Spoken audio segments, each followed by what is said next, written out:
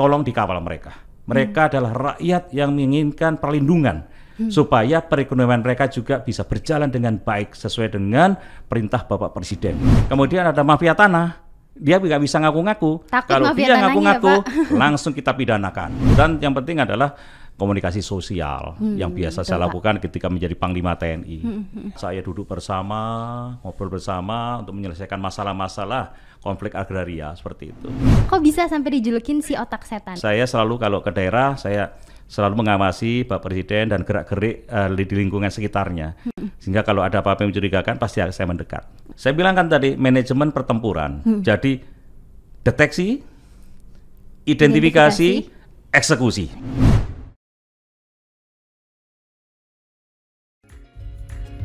Bincang-bincang seru di podcast kabinet dan setiap mari dengarkan diskusi hangat berakhir.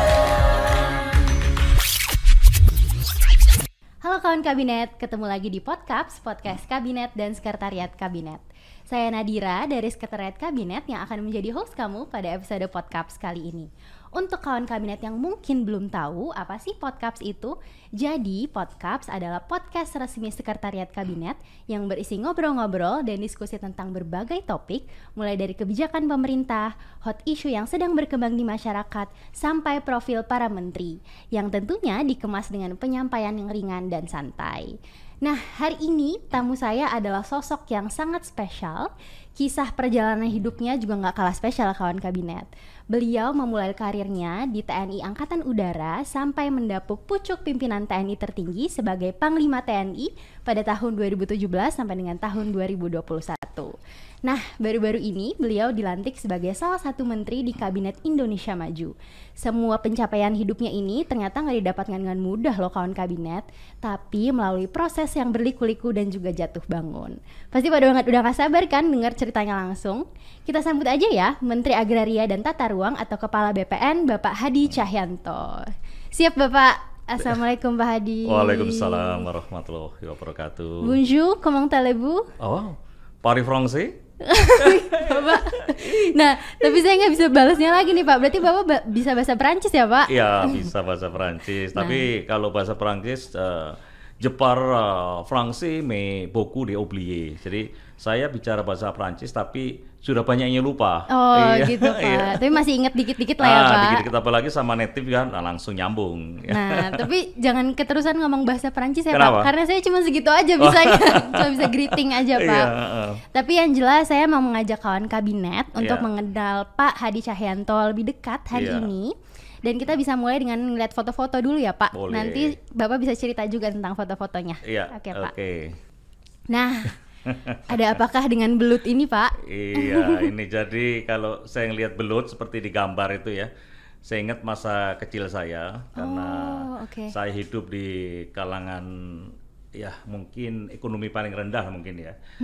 Jadi masa liburan itu nggak saya gunakan untuk bermain, tapi saya dulu kan sekolah sampai dengan hari Sabtu ya. Jadi hari Minggu itu libur, hari Minggu teman-teman yang mungkin punya duit bisa tamasya kemana-mana, saya ke sawah ini mancing belut. Oh mancing belut ya Pak? Mancing belut, iya. Gitu. Apalagi kalau lagi musim hujan, wah luar biasa. Nah kita lihat foto selanjutnya ya Pak. Iya. Wah. Nah, ini tempe mendol ya Pak. Ada apa nih Pak? Ini sebetulnya mendol, ini buat dari tempe ya. Karena ibu saya kalau lagi punya duit itu beli tempe kemudian dimasak dengan bumbu-bumbu dan jadilah mendol ini. Memang kalau dengan mendol itu lebih kalau bahasa Jawa ngiwai. Jadi lebih lebih terasa gitu. Jadi hanya dengan nasi anget kemudian dikasih mendol, wah seperti kita makan di restoran yang nomor 1 itu. Tempe mendol ya Pak? Mendol iya. khas Malang ya itu Pak? Itu khas Malang, iya. Nah ini ada foto selanjutnya. Ini foto keluarga Bapak ya Pak? Ya, ini momen ketika saya baru saja mendapatkan amanah menjadi Panglima TNI. Baik, itu Pak. ada anak saya yang pertama yang perempuan, kemudian anak nomor 2 yang laki-laki sebelah kiri itu, dan itu cucu saya. Nomor 1 cucu saya. Yang anak Bapak yang laki-laki ini juga di TNI AU sekarang ya Pak? Iya, di TNI AU dan sama profesinya seperti saya di TNI Angkatan Udara sebagai penerbang. Ini Bapak kelihatannya sangat dekat sekali dengan keluarga gitu ya Pak, melibatkan keluarga gitu untuk dalam setiap kesempatan gitu ya Pak? Ya, itu bagian dari hiburan saya setiap hari. Ketika capek gitu saya langsung ketemu cucu, sudah capeknya hilang. Oh, capeknya hilang ya Pak? Jadi udah kepikirannya main sama cucu aja jadinya ya Pak? Iya betul sekali. Menyenangkan hati. Iya. Nah sekarang ini ada foto selanjutnya, ini kedua orang tua Pak Hadi ya Pak? Ini bapak saya sama ibu saya. Iya, Bapak bagaimana sih Pak kedekatannya dengan keluarga, dengan khususnya dengan kedua orang tua ya Pak? Ya, karena kita lihat orang tua saya ini adalah bagian dari yang membesarkan saya sehingga saya bisa menjadi seperti ini. Ya, karena prihatin terutama bapak dan ibu saya, sehingga saya benar-benar hormat kepada kedua orang tua saya. Saya tidak pernah sedikit pun membantah. Ya, jadi kalau dikasih tahu apa pasti saya laksanakan. Apalagi saya anak pertama, ya. Saya anak pertama, saya hidup dalam keluarga yang sangat tidak berkecukupan lah ya. Itu jadi mereka berjuang. Ya, Bapak datang dari keluarga yang sederhana tadi Bapak bilang ya Pak. Sederhana, iya.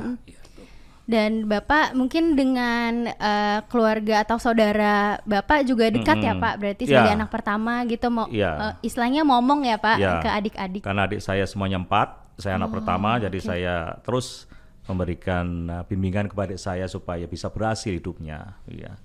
Keren Bapak. Nah ini selanjutnya ada foto dengan ini ketika saya baru pensiun, saya menemuin bapak saya, kemudian saya ajak jalan-jalan. Ini kan kelihatan saya model anak muda ya. Terus bapak saya kan selalu rapi dari dulu. Pakai jas gitu ya Pak? Ya, padahal mau saya ajak jalan-jalan pakai jas. Ya akhirnya saya ajak jalan-jalan, senang. Ini momen yang tidak bisa saya lupakan karena pada waktu itu usia bapak saya sudah menuju ke 86 tahun. Baik Bapak. Dan memang ya tadi dari cerita Pak Hadi saya dengar berarti keluarga atau kedua orang tua Pak Hadi ini sangat berjuang gitu ya Pak? Wah luar biasa ya, karena survive untuk bisa menghidupi anak-anaknya yang kelima, 5 orang, sedangkan dari gajian seorang prajurit, dan pada waktu itu memang ya ada sedikit terlilit hutang lah ya.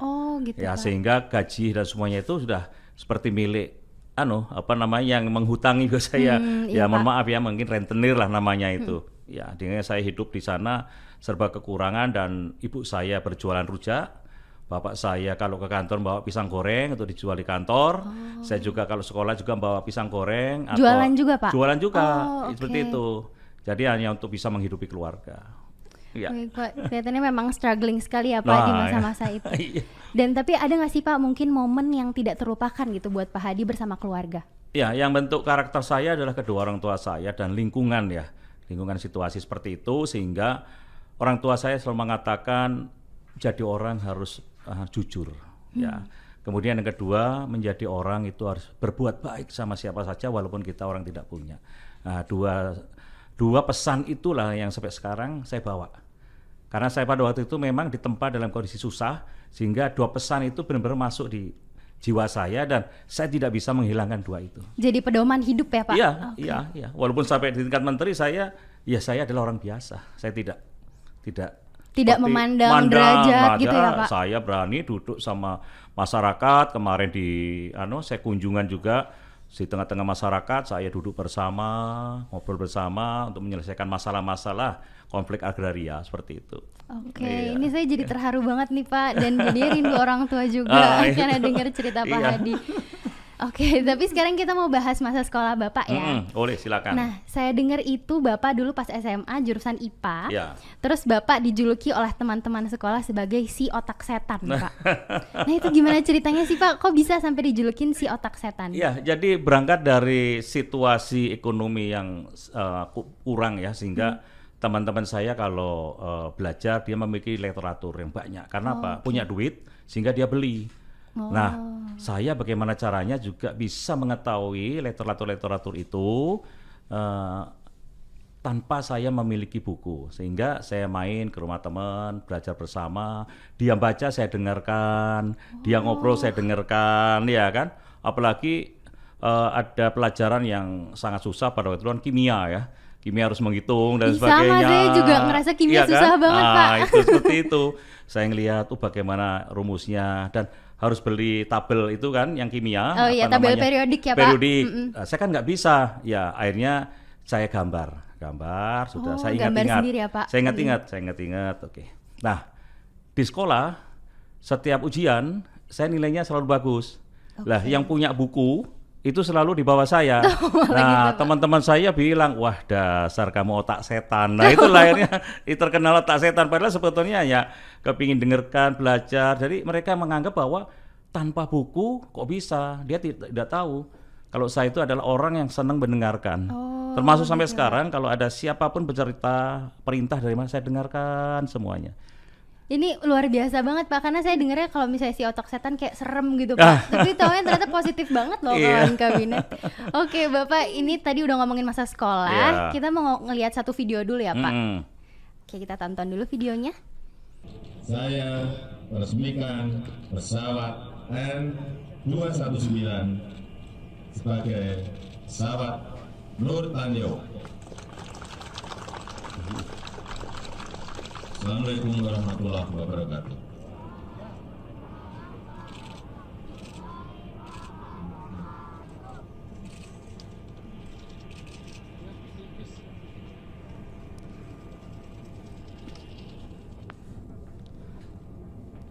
Nah, itu dia videonya yang sempat viral Pak, tahun 2017. Itu gimana kejadiannya sebenarnya sih Pak? Iya, kembali lagi bahwa setiap ada kegiatan, saya kan dulu adalah sebelum menjadi itu Kepala Staf Angkatan Udara, jadi Sesmil, saya kan selalu mendampingi Pak Presiden. Jadi apa yang Pak Presiden sedang apapun, saya selalu memperhatikan. Jadi gerakan apa saya perhatikan, karena saya juga sebagai Sesmil juga memenuhi tugas untuk mengamankan Bapak Presiden. Nah, pada waktu itu saya terus melihat sekitar kiri kanan, selesai Bapak menyampaikan amanat, tangan Bapak kan lihat kanan begini. Gesturnya ya Pak?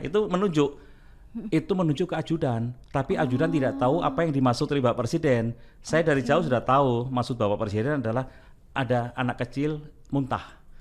Oleh sebab itu saya langsung lari, tapi ajudan lari bukan lari ke anak, tapi lari ke Presiden. Iya, karena tidak dia tahu maksud Bapak Presiden. Nah, situ loh enggak. Nah, jadi kebiasaan inilah saya selalu kalau ke daerah saya selalu mengawasi Pak Presiden dan gerak-gerik di lingkungan sekitarnya. Sehingga kalau ada apa-apa yang mencurigakan pasti saya mendekat. Oke, ini kalau saya tangkap Bapak itu berarti bisa melihat atau memahami gestur pimpinan dengan sigap seperti gitu ya itu, Pak? Kira-kira. Karena Bapak langsung sigap, datang langsung menggendong anak tersebut gitu ya Pak? Oke. Nah Pak, ini kalau kita ngomongin tentang tahun 2021 kemarin, Bapak ini ditunjuk oleh Bapak Presiden sebagai Komandan Lapangan di MotoGP Mandalika.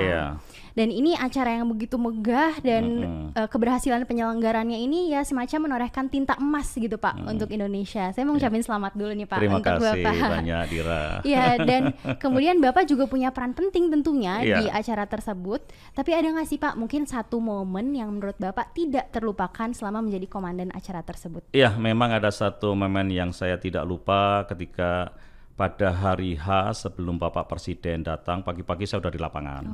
Ngecek, kebetulan saya sudah tahu kira-kira yang akan terjadi permasalahan adalah di parkir timur atau parkir barat. Tapi pada waktu itu memang masuk dalam perhitungan saya adalah parkir timur. Kemungkinan akan terjadi jam. Oh, sudah ada prediksi ya Pak? Prediksi, karena saya di sana udah 3 bulan, kira udah tahu.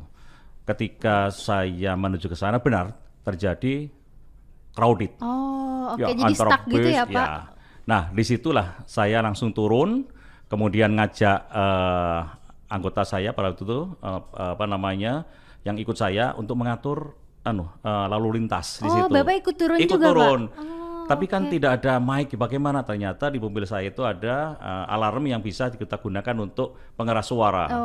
Sehingga di situ kebetulan supir saya juga langsung turun, memerintahkan maju, hop. Nah itu saya ketawa. Waduh, ini kesan yang benar-benar tidak bisa saya lupakan. Saya turun, ngajak anak buah, langsung ngatur lalu lintas dan kami bersyukur lalu lintas semuanya bisa berjalan dengan lancar. Alhamdulillah ya Pak, jadi lancar lagi. Nah ini ya Pak, ada beberapa foto-fotonya Bapak ada di MotoGP Mandalika sebagai komandan lapangan. Dan ini terlihat ceria sekali nih Pak, di sini sedang. Ya, dengan Pak Kapolda ini, ya, kemudian Kadisub, karena ini sudah kurang lebih 2 minggu sebelum hari H. Saya ngecek di lapangan, semuanya berjalan lancar sesuai dengan skenario saya. Jadi saya ketemu mereka, saya senang. Mudah-mudahan 2 minggu lagi apa yang kita rencanakan ini bisa berjalan dengan lancar. Alhamdulillah. Dan saya sudah tahu kira-kira akan terjadi apa, itu sudah tahu karena berdasarkan simulasi-simulasi. Sudah ada prediksi-prediksi sebelumnya gitu seperti ya Pak. Itu. Oke.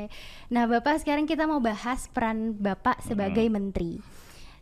Pada tanggal 15 Juni kemarin, Bapak ditunjuk atau dilantik oleh Bapak Presiden Jokowi sebagai Menteri Agraria dan Tata Ruang atau Kepala BPN. Pak. Dan ini mungkin amanah baru, jabatan baru yang berbeda dengan karir militer Bapak sebelumnya. Walaupun sama-sama mengabdi untuk bangsa dan negara ya Pak. Dan saya ingin tahu bagaimana sih Pak kesan Bapak saat ditunjuk oleh Bapak Presiden Jokowi sebagai Menteri ATR atau Kepala BPN ini? Ya, ketika itu saya H-1 sebelum dilantik, Spri telepon saya ketika itu jam 17:10, saya ingat saya sedang olahraga. Bapak masih inget jamnya ya Pak? Iya. Setelah itu ada berita masuk, saya lihat loh, kok dari Spri Presiden, saya tanya, kalau bisa 17.30 sudah di istana karena harus menghadap Bapak. Jadi sisa waktu kurang lebih 30 menit, saya langsung pakai baju, ngebut masuk istana. Di sini ditanya wartawan, Bapak mau jadi menteri? Oh, saya nggak tahu, saya kaget ini mau dipanggil presiden, saya nggak tahu mau jadi apa. Wartawan udah bertanya-tanya ya Pak? Iya, bertanya-tanya, saya terus terang nggak tahu. Nah, ketika disampaikan, diterima oleh Pak Presiden dan disampaikan akan mendapatkan jabatan baru sebagai Menteri ATR dan Kepala Badan Pertanahan Nasional. Saya mengucapkan terima kasih dan langsung tercetus, wah ini ilmu baru Pak Presiden, langsung begitu. Presiden menyampaikan, loh pengalaman Panglima TNI lah yang nanti bisa dibawa ke sana karena biasa di teritorial dan kalau bikin laporan selalu detail permasalahan-permasalahan di lapangan. Nah itu kira-kira yang pertama kali saya sampaikan kepada Bapak Presiden sebelum dilantik. Baik Pak. Dan saya ingat setelah pelantikan kemarin itu Bapak Presiden menyampaikan bahwa pengangkatan menteri baru ini berdasarkan pengalaman, rekam jejak dan juga skill manajerial gitu Pak. Ada nggak sih Pak mungkin pesan khusus dari Bapak Presiden mengenai amanah ini sebagai Menteri ATR atau Kepala BPN gitu Pak? Dan mungkin apakah Bapak punya strategi untuk menindaklanjutinya? Ya memang perintahnya adalah yang pertama agar program PTSL sertifikat ini dilanjutkan sesuai dengan target 126 juta. Saat ini sudah terrealisasi sebanyak 80 juta. Kemudian yang kedua adalah menyelesaikan konflik agraria ya, dan yang ketiga adalah menyelesaikan tata ruang IKN di Balikpapan. Nah, ada 3 itu ada ya 3 Pak, ya, tapi saya langsung bilang ini saya kira mudah dengan manajemen pertempuran, manajemen perang gitu. Kalau manajemen perang kan ada deteksi, identifikasi, eksekusi.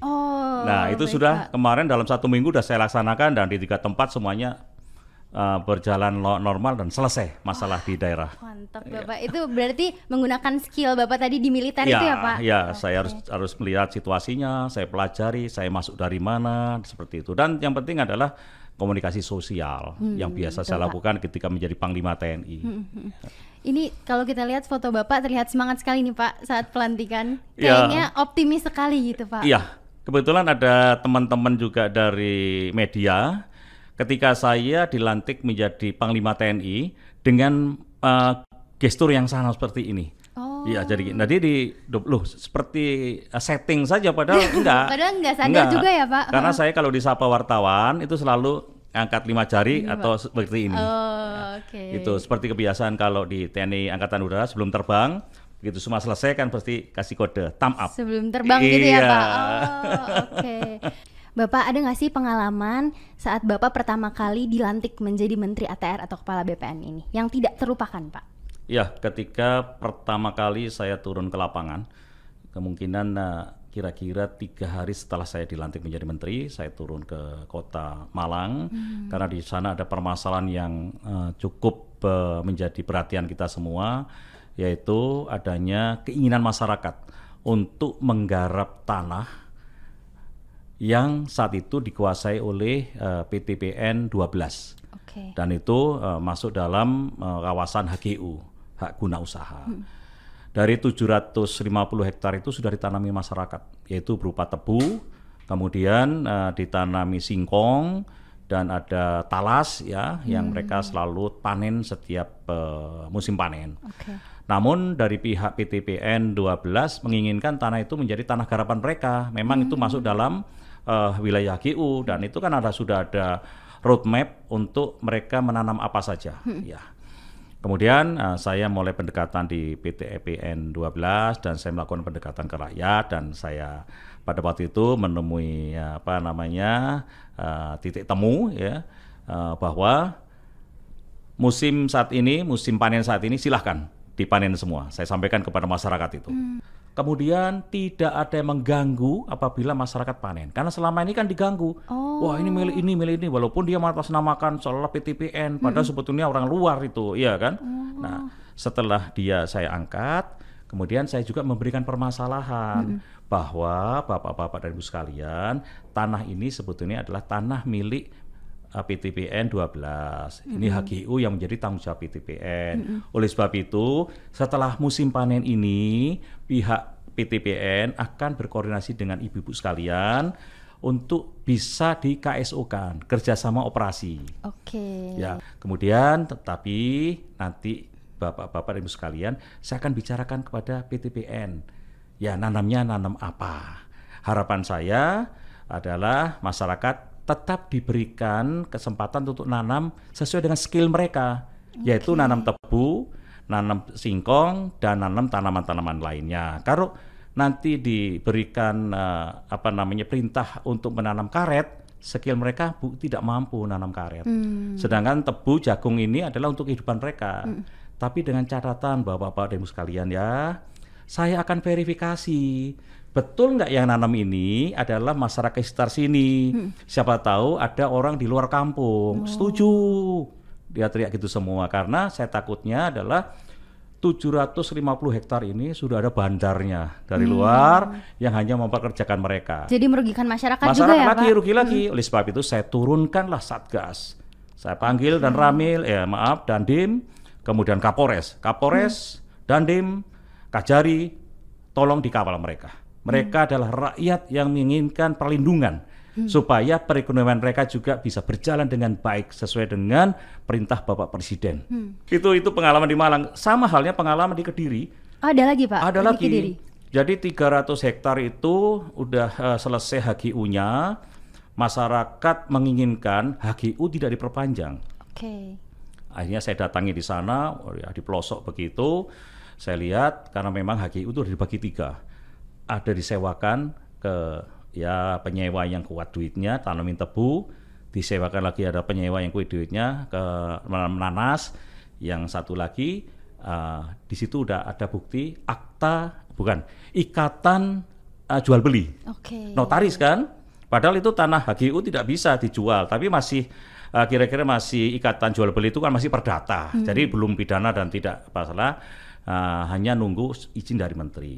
Melihat situasi di situ, saya sudah bisa ngambil kesimpulan. Bapak-bapak dan Ibu sekalian, saya sudah tahu permasalahan di sini. Apa Pak Menteri? HGU-nya kan tidak usah diperpanjang. Betul, ya tidak saya perpanjang. Wah, teriak lagi.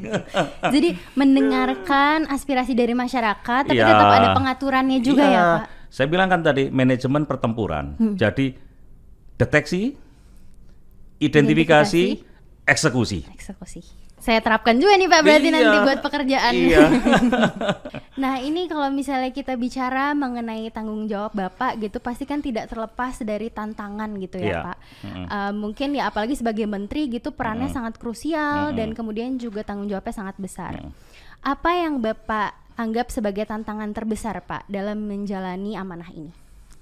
Iya, saya kira hampir semuanya menjadi tantangan karena saya harus bekerja serius, apalagi perintah Pak Presiden itu jelas ada 3, dikaitkan dengan penyelesaian sertifikat. Ini juga bukan hal yang harus ditinggal santai, harus benar-benar, karena untuk sertifikat sendiri saya sudah punya target bahwa sebelum atau berakhirnya tahun 2022 itu ada kota atau kabupaten yang sudah berstatus kabupaten lengkap atau kota lengkap. Artinya seluruh kabupaten itu atau kota itu semuanya sudah disertifikatkan tanahnya. Sehingga itu target Bapak ya? Target berarti, ya? Paling tidak ada setiap provinsi ada 3 atau 4 atau 5 itu ya. Dan memang kepala kantor sudah saya panggil. Kalau seandainya itu bisa terjadi, artinya di Indonesia baru pertama kali wilayah itu bisa tersertifikat secara penuh dan kita bisa sampaikan bahwa wilayah itu adalah menjadi wilayah yang memperlakukan hukum positif. Artinya apa? Hukum positif ketika ada investor datang, tenang karena semua sudah tersertifikat dengan baik, aman. Ya, kemudian ada mafia tanah, dia nggak bisa ngaku-ngaku. Kalau dia ngaku-ngaku, langsung kita pidanakan. Ya betul. Itu yang target saya. Dan saat ini belum ada wilayah-wilayah yang memberlakukan hukum positif terkait dengan sertifikat tanah. Nah, kalau tadi ngomongin target Pak, kayak Bapak terlihat optimis sekali. Tapi kalau saya tanya kira-kira dari skala 1 sampai 100, kira-kira seberapa optimis Bapak untuk mencapai target tersebut? Untuk mencapai target, dengan kondisi saat ini dan situasi di lapangan yang ada, itu saya katakan 95% saya berani mengatakan itu. Kan yang 5% adalah persentase kegagalan, ada ini itu hanya kurang lebih 5%. Karena saya harus turun ke lapangan. Apa sih Pak sebetulnya yang menjadi perjuangan terbesar Bapak hingga titik saat ini? Saya lahir dari orang biasa. Kemudian saya tumbuh juga dengan serba kekurangan sehingga orang melihat saya pasti sebelah mata. Ya, alah kamu seperti itu masa bisa. Meremehkan ya Pak? Nah, dengan ketekunan saya optimis bahwa saya bisa meraih bintang. Itulah yang menguatkan dan termasuk doa orang tua. Karena setiap ada permasalahan saya sampaikan ke ibu saya, bapak saya, ora popo, itu bahasa Indonesianya ya tidak apa-apa, pasti akan ada jalan. Bapak sama ibu berdoa dari belakang. Nah, itu menguatkan, langsung bisa berhasil. Saya terharu lagi nih Pak mendengar cerita. Berarti doa orang tua itu sangat sangat ngena di Bapak dan berpengaruh gitu ya Pak. Betul sekali. Dan sampai sekarang Bapak. Saya rasakan itu. Hanya doa orang tua. Memang doa orang tua memang dahsyat. Oke Pak, ini dari tadi saya ngobrol sama Bapak, energi dan semangat positif Bapak itu nular ke saya. Dan saya ini sebagai perwakilan generasi muda jadinya kayak malu gitu Pak, kalau misalnya saya cuman males-malesan aja atau mungkin saya tidak berkontribusi untuk negara. Boleh dong Bapak kasih tipsnya buat kawan kabinet khususnya yang generasi muda, kalimat penyemangat juga supaya tetap tangguh dan juga semangat untuk berkontribusi untuk negara supaya nggak jadi kaum rebahan aja Pak. Saya senang kalau bicara dengan generasi milenial. Ya, saya selalu mengatakan fokus dengan pekerjaannya dan harus ciptakan inovasi. Tadi pagi saya manggil anggota saya yang milenial, saya challenge dia. Kamu bisa nggak merealisasikan keinginan saya bikin sertifikat secara elektronik? Bisa. 4 permintaan saya. Yang pertama adalah bisa mengimplementasikan tanda tangan elektronik. Kedua, bisa mengimplementasikan segel elektronik. Yang ketiga, bisa mengimplementasikan cap elektronik. Dan yang keempat, bisa mengimplementasikan materi elektronik. Kan ada materi yang elektronik ya. Pak. Saya bilang, kalau bisa seperti itu, maka kaum milenial sudah bisa mengamankan wilayah Indonesia, khususnya adalah kita mengamankan dari mafia tanah, ya kan, rakyat terlindungi dan sebagainya. Dan itu banyak menguntungkan karena apa? Karena kita ada yang mengaku milik tanah, kita dicek secara batas, gitu elektronik, Pak. Itu kelihatan batas, luas, koordinat, ini punya hati. Pak. Jadi digitalisasi itu penting juga ya Pak? Sangat penting. Sehingga begitu dicek lagi, benar punya hati, iya, mana orangnya? Ini Pak Seadi. Dicek, kan ada link dengan Kementerian Dalam Negeri, wajahnya, oh ya, miliknya hati. Gitu. Ini akan melindungi. Sudah saya tantang, saya bilang, konsep kira-kira 2 minggu selesai. Dan tantangannya diterima Pak? Iya, saya bilang, saya ingin tantang kaum milenial. Saya bilang begitu. Ya, oh siap Pak, saya laksanakan. Bagus. Luar biasa sekali saya mendengar kisah Bapak dari awal tadi. Yang jelas yang bisa saya tangkap adalah tidak mudah untuk menjadi seorang Hadi Cahyanto karena perlu usaha, kerja keras dan juga perjuangan Pak. Saya juga belajar banget dari Pak Hadi tadi bahwa ya tadi doa orang tua itu kunci ya Pak. Iya, kunci. Dan juga tadi semangat untuk meraih cita-cita atau keinginan itu yang jadi paling penting ya Pak. Iya. Terima kasih banyak Terima kasih Bapak. banyak Dira, terima kasih. Dan terima kasih juga untuk kawan kabinet yang udah menonton dan mendengarkan podcast episode kali ini. Mungkin bagi kawan kabinet yang punya ide atau saran ada topik apa atau bintang tamu siapa yang bisa diundang ke podcast episode selanjutnya, boleh banget langsung aja tulis di kolom komentar di bawah ya. Dan jangan lupa untuk subscribe, like, dan share YouTube channel Sekretariat Kabinet dan dengerin bincang-bincang ini melalui platform Spotify. Tunggu episode podcast selanjutnya. Saya Nadira pamit dulu. Bye kawan kabinet. Bincang-bincang seru di podcast kabinet dan Setkap, mari